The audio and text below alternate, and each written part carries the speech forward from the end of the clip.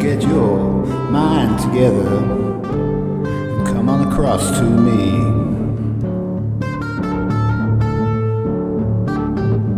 We'll hold hands and we'll watch the sunrise. Well, we're still at Monk's Haven. It's 8:10 now, and we haven't had our morning coffee yet. We're hoping to do that soon. And well, there's a little bit of a breeze blowing, southerly supposed to be, and so if we can get out there we can start heading back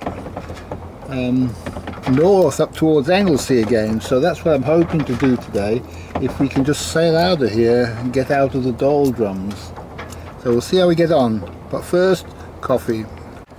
You can see that we're well positioned to be sailing straight out of there with the wind that we've got at the moment. And if we were in Dale over there, we wouldn't, because we'd have to sail into the wind, which is what we did yesterday. We kind of got ourselves out here. We didn't realise what we were doing actually. So we've got a bit of a chance to get away today, I hope. Well, it's pretty roly-poly today, but we've still managed to make our coffee.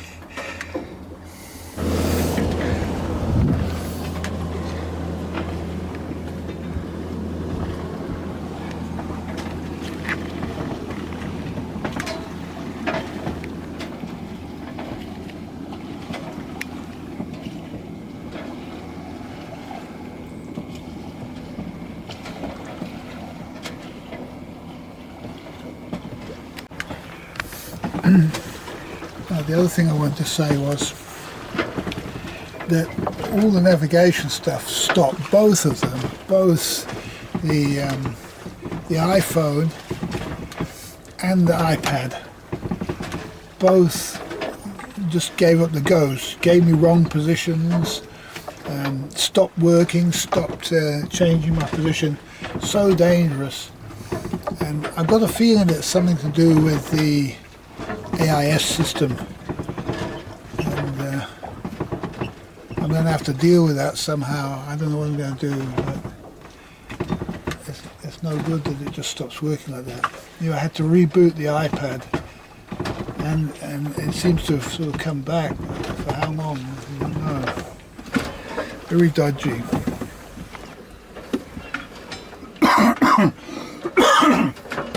Well, you can see in the background there Skomer's Island, or Skomer Island, where all the birds are. And so we got here without any mishap.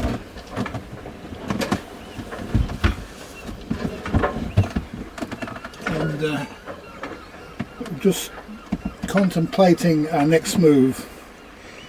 Now, when I say without any mishap, we did have some mishaps. The problem at the moment is there's not a lot of wind, but it is heading southerly. It is southerly, and it's getting stronger southerly. How strong it is before it's strong enough to sail, we find out. But being stuck in Dale is quite difficult to get out of Dale. It's not an easy place to get out of if the wind's blowing in the wrong direction. And I had to zigzag tack out of Dale. It took me quite some time today. And you'll see the footage that I managed to take. It wasn't easy sailing, and I was a bit closer than I'd like to the right hand side of the channel, too close to the rocks really. And what happened was, as we got to, there was quite a bit of wind, so I wasn't bothered, but then the wind kind of dropped off as we got into at the end of the where the heads are, the most dangerous part, where the wind over tide starts and everything goes up and down, and the current was going out and the wind was dropping down, so I just lost my steering really, and it was quite difficult. So I had to put the electric engine on and use it a lot, and it was doing the job, but I think I pretty much used the whole battery, all the batteries really, 3 of them. I just kept on hammering it because there's nothing else I could do. Now, I did stop at one point and tried to start the kerosene motor, and immediately as I pumped the rubber bulb, I got petrol all over my hands. I'll show you.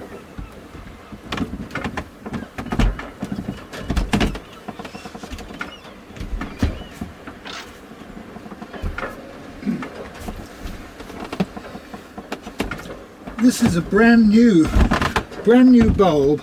The one that was on the engine was nearly 60 years old, and this is a brand new one. But look at this. Look at this. This side also, wherever there's a crease, a crack, it seems to be, this side is also going. So it's just a piece of junk really. And so I have another one of these.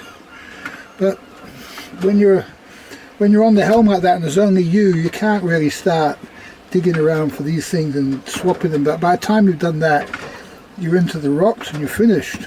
And so I just left it and hammered the electric engine instead. I knew it wasn't going to start without proper priming from this. And so and the wind just held a little bit, and we just sailed off. It was like a lee shore really, and the current was carrying us into the rocks, and we just managed to sail out and off and got out into the middle there. And once I was out away from land, well, I tried to sail, but what happened was the current went against me, and eventually I was sailing, but I was not going backwards. We're going to see if we can keep us steering in that course from inside here. Make a cup of coffee. Just need the stimulant really. Give it a go. He's got the right idea. Steam engine. I should really stop and fix my engine because it's just getting calmer and calmer out here. Sounds good, the steam engine. Paddle wheel there. And then I stopped to fix this, and when I fixed this and got this, changed it over, and when I looked at my track, I'd gone a long way in the current had taken me. It was taking me back to the heads and around the corner, you know, it was like sucking me in. And so it was a good job I did start the motor, and I got the motor going, and we were into quite a strong current.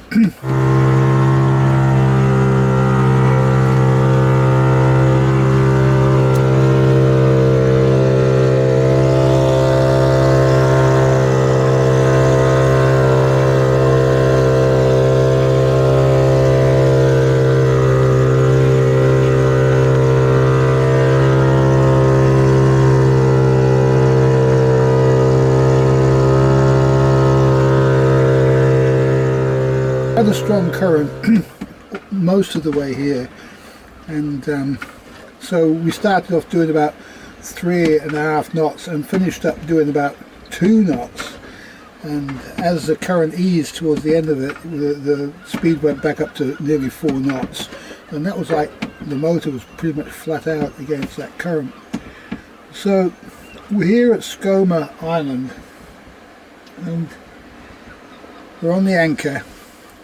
What we're trying to do is we're trying to use these southerlies to get back up to Anglesey. And it seems to me like if we're around the coast here, there's a lot of shelter from the land and islands and stuff like that here. You can get becalmed quite easily. So it'll be necessary, the strongest winds are going to be in the channel, in the middle of the channel.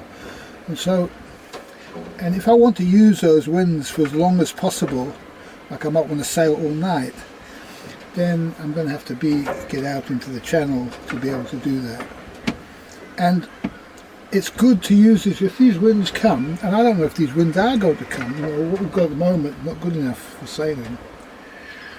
If these winds come, then we're hoping to ride these all the way up. That's the idea. And we've got no supplies on board. It's always challenging. I always find myself in a challenging situation about this stage in the journey because I've done all the easy stuff. Now it's the hard stuff, yeah? So on board, we've eaten everything on board. We had loads of supplies. There isn't a single sweet thing. There's not a spoonful of sugar or any honey on board. There's no food of any kind apart from, I'll tell you what we've got on board. We've got 3 rashers of bacon, 3 or 4 eggs, I can't remember, probably 3 eggs by now, 3/4 of a loaf of white bread,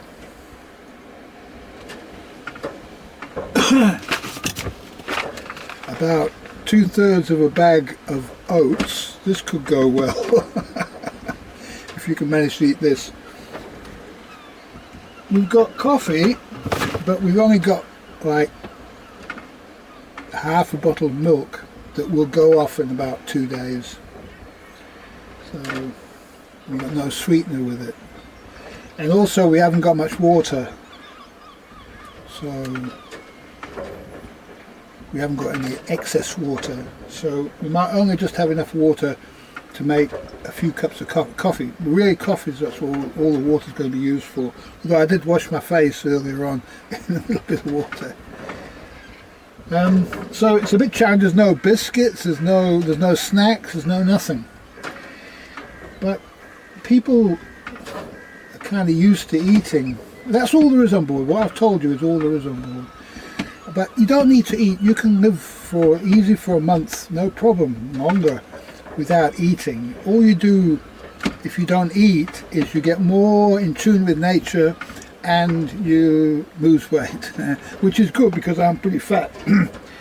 And so what we're hoping is that if it all plans out, we'll have just enough food here, and if it doesn't, we'll catch a fish somewhere maybe, or somehow we'll find ourselves in a place where we can get some supplies. Now, of the other interest is the hamburger and chips I bought. That was my last £9, so I've got no more cash on me, not a penny. So I've got not a penny on me. I've got a bank card, but there's no banks around here, and quite often if you're sailing you can't use a bank card, you have to just pay with cash. So all these things, what we're doing is we're showing that we can survive without anything, that you can trust nature to survive. I've done this thousands of times. My whole life, I've lived my whole life for 20 years trusting in nature with nothing. And so this is another version of it, being by yourself in a boat. It's harder than being in the world with other people because there's nobody who can sort of show up and say, here, have something to eat. I'm not allowed to ask for anything. If somebody said to me, have a hamburger, I would eat. Nobody did. I had to buy my own hamburger, which is right, which is good. So, Skomer Island, they're big fat, what do they call them, sea lions or seals or whatever they are, big, great big ones. They're sitting on the rocks over there, and all the birds are here. And so, we're all ready to go. Now, I'm hoping that by being here at Skomer, I can motor out, because the wind will be blowing in here. If it's southerly, it's going to be blowing in here. So I'll need to motor out and get just into the wind where I can start to sail, and then head out to the channel and then just keep on going. That's the plan. Keep on going and avoid the ships. And we had a very dodgy GPS system. Some problem with, I don't know, the navionics, how it chooses what GPS it uses, whether it uses the external GPS in this or another object's GPS or GPS in its own object. It seems to get confused as to which GPS it's talking to and just doesn't talk to anything. So, I don't know. I did reboot them all and I've reconfigured the devices, and I'm going to try and have it running through this all the time now. There's no internet here, so I don't have to connect my Wi-Fi to internet or anything like that. So hopefully it's simpler now. Things are working and we just hope we can get there. In the end, we might have to trust this thing. I don't know. We've got some charts on board if we get stuck. Okay, that's where we're up to. So as you can see, coming here was easy. Getting back is the hard part. The wind is not very often blowing in that direction. It's more often than not coming the other way. And so we have to use this opportunity that we've got now. It's Monday, Tuesday, Wednesday, perhaps Thursday. It's supposed to be southerlies, so keep our fingers crossed and hopefully we get moving. If we don't, I don't know what will happen. We'll just have to find out. Okay, well, these are the shots I took, and thanks for watching.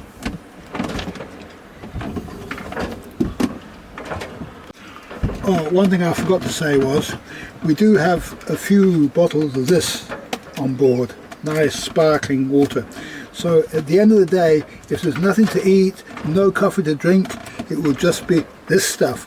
This is as good as you get. And we've also got 4 oranges, so we'll be drinking orange juice and sparkling water. Okay. Well, we're just getting our dinghy ready for carrying on the deck, and it's really interesting the way this has worked out. I actually thought it might be a bit of a problem because of getting access to the anchor, but it really works well. I'll show you how it's worked out.